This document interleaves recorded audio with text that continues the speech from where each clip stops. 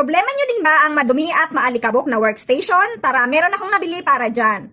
Ito ang Lidsto H1 Portable Vacuum Cleaner. Aesthetic siyang tingnan, team puti, magugustuhan nyo to. Portable wireless, less than 500 grams ang timbang. By brush head tube and extension tube, kahit saang senaryo, pwedeng-pwede. With dust suction filter, etong button na to pinipindot yan para mabuksan at ilabas ang dust na nahigop.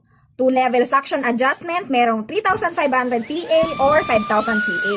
2,500 mAh large capacity battery using Type-C charging. So ayan na nga mga mami, testing time tayo.